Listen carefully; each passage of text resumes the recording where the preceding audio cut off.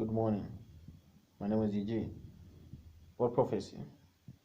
25 December 2018, prophet prophesies that I see a border conflict between Azerbaijan and Armenia. I pray, Jesus' name prayed, amen. To the Turkish capital, Ankara, where President Recep Tayyip Erdogan reiterated his country's unwavering support for Azerbaijan in all that pertains to the conflict with Armenia over the Nagorno-Karabakh territory. Following a presidential cabinet meeting, the Turkish head of state also asserted that the world must rid itself from rogue states, signaling out Israel, Cyprus, and Syria as the root obstacles to global peace and tranquility. Türkiye olarak en başından beri tüm kalbimizle ve imkanlarımızla Azerbaycan'ın yanında olduğumuzu söylüyoruz. Esasen Azerbaycan'ın işgal altındaki topraklarını kurtarma mücadelesine destek vermek her onurlu devletin vazifesidir. Dünya haydut devletlerden ve onların haydut yöneticilerinden kurtarılmadan insanlığın kalıcı barışa ve huzura kavuşması mümkün değildir.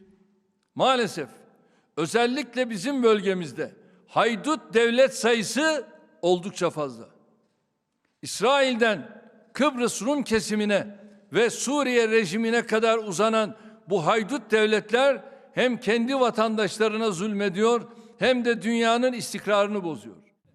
President Erdogan went on to accuse the United States, Russia, and France for being responsible for the latest escalation on the Nagorno-Karabakh front. Avrupa Güvenlik ve İşbirliği Teşkilatı bünyesinde Amerika, Fransa ve Rusya tarafından oluşturulan Minsk grubu sorunu çözmek yerine adeta çözümsüzlüğe mahkum etti. 30 yıla yakın bir zamandır Minsk üçlüsü zaten bu sorunu ihmal ettiği içindir ki bu duruma gelindi. It is important to highlight that while Turkey supports Azerbaijan, Russia, Syria, and Iran are evidently backing Armenia. And in contrast to circulating reports, Israel is making extensive efforts to remain neutral in the conflict. A senior Israeli intelligence official explained to TV7 that while Jerusalem identifies with Armenia for cultural and historic reasons, the strategic alliance with Azerbaijan is unshakable. While Azerbaijan supplies Israel with approximately 40% of its oil demand, Jerusalem supplies Baku with sophisticated weaponry for the purpose of deterring its hostile southern neighbor, the Islamic Republic of Iran. However, the commercial weapon sales are increasingly challenging Israel's neutrality, which Azeri officials confirmed that they are using the sophisticated Israeli attack drones in their conflict with Armenia, giving the Azeri armed forces a clear qualitative edge over their Armenian adversaries. This led Armenia to recall its ambassador to Israel, who has not yet returned, despite a reported pledge by Jerusalem to temporarily suspend arms shipments to Azerbaijan. While the Israeli Foreign Ministry said it does not comment on Israel's defense exports, and Azeri officials rejected the report as fake news, a senior Israeli intelligence official told TV7 that the suspension of arms sales during times of conflict is common practice.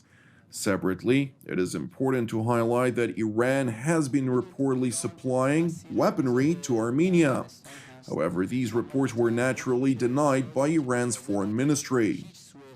ببینید ایران مسیر گذر ارمنستان هست و ما متعهدیم که این مسیر گذر اقلام غیر نظامی برای مردم ارمنستان و دولت ارمنستان حفظ بشه در سیاست حسن همسایگی و این هیچ تضادی با سیاست اصولی جمهوری اسلامی ایران برای اینکه اجازه نده هیچ سوء استفاده ای از این مجاری انتقال کالاهای غیر نظامی به ارمنستان صورت بگیره هیچ تضادی با اون نداره ما اجازه نمیدیم که هیچ سوء استفاده ای از این مرزها بشه. Instead, the Iranian Foreign Ministry spokesman made an unusual statement in which he voiced support for Azerbaijan's territorial claim to the predominantly Armenian Nagorno-Karabakh territory. تمامی مسائل جمهوری اسلامی ایران همین است که ضمن حل و فصل دائمی نه حل و فصل موقتی. حل و فصل دائمی این بحران چند دهه‌ای در چارچوبی که عرض کردم، حفظ حاکمیت ارضی، خروج نیروها از شهرهای اشغالی و چارچوب سیاسی و گفتگوهای زماندار، ما بتونیم بلافاصله این خشونت‌ها را متوقف کنیم. بیشترین ضربه را مردم بی‌دفاع و مناطق غیر نظامی دارن می‌خورن. Returning to Turkey, where U.S. Acting Assistant Secretary of State in the Bureau of European and Eurasian Affairs, Philip Rieker, stressed that Washington, along with its co-chairs of the Minsk Group, including Moscow and Paris, are making extensive efforts to end hostilities in the Nagorno-Karabakh region. In the broader region, we see increased tensions in the Caucasus, over Nagorno-Karabakh. I know we'll want to talk about that. We, along with the other co-chairs of the Minsk Group, have called for both Azerbaijan and Armenia to step back to end military action and get back to the dialogue process. We can diminish tensions in all of these areas. That is better for our broad security, stability. That gives us an opportunity to focus on the prosperity agenda, increased trade, energy, resources, infrastructure development, all of the things that will make a real difference in the lives of the Turkish people, of Americans, of the whole region. The American Acting Assistant Secretary also expressed Washington's close relations with Ankara and lauded what he referred to be some positive momentum on the Eastern Mediterranean vis-à-vis tensions surrounding Turkey and Greece.